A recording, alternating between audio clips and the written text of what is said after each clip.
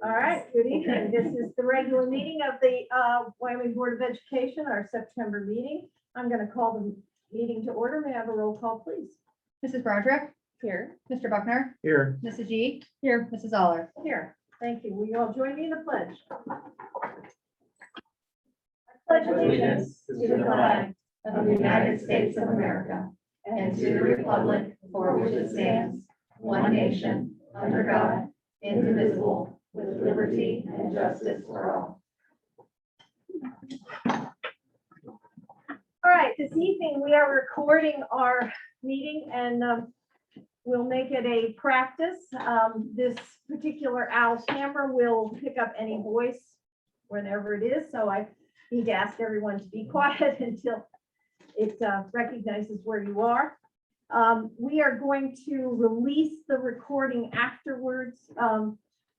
It requires some downloading and some maintenance of some sort, so I can't, it will happen immediately after, but this gives a chance for those who would like to follow the meeting but not be here, and we have heard from some of those people who are not comfortable being in this area, in this room yet, and gives us all a chance to let everybody find out what's going on at the Board of Education meetings.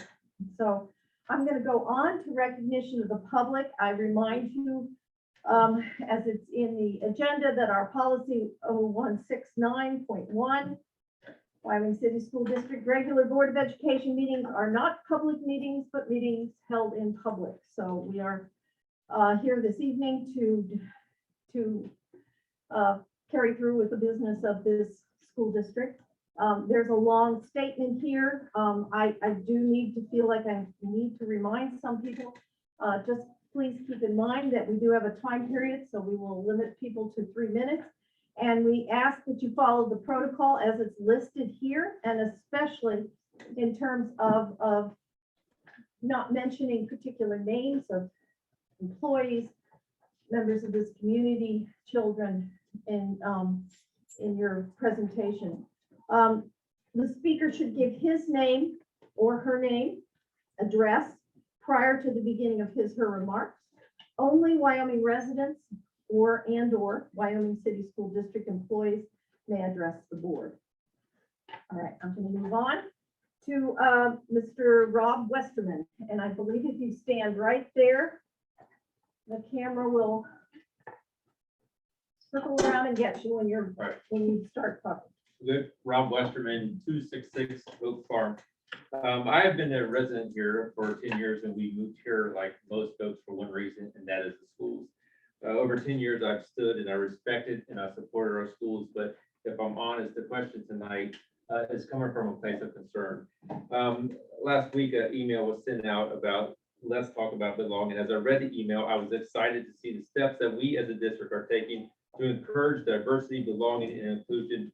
These are topics that I agree with and would charge the hill with you to facilitate change where it is needed.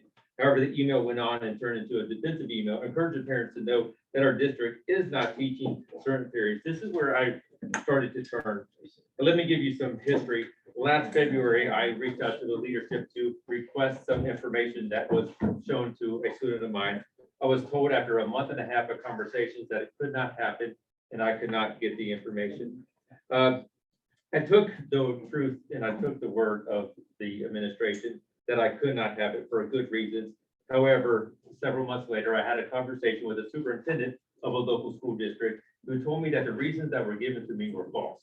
And that she even went on to say, you should look at getting a parent advocate at the state level. At that point, we pulled back. I said the damage was done, the trust had been broken, and I'm not going any further. But my question tonight revolves from that. Because now the trust has been broken. Like I tell my kids, I will trust you until you give me a reason not to. And the reason has been that I was lied to, whether it was intentional or not. So my question tonight is, how does a parent obtain any or all information that is shown, taught, or instructed to our students?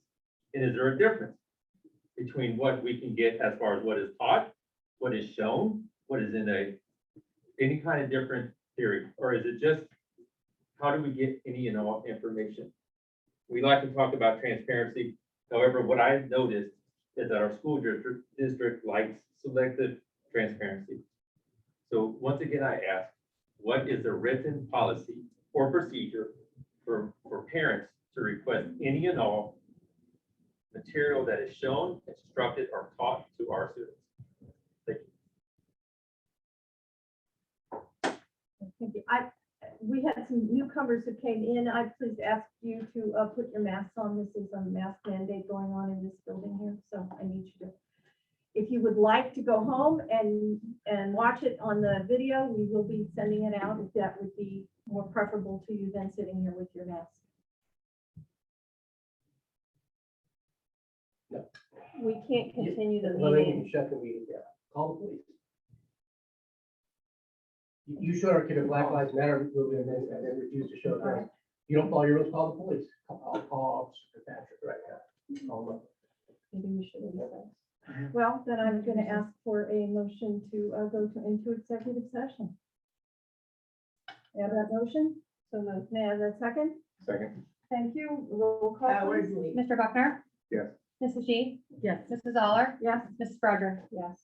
All right, this meeting is now going into executive session. Thank you for Please, your kind adults to the board. We appreciate that very, very much. Thank you. Thank you. People that have their masks on.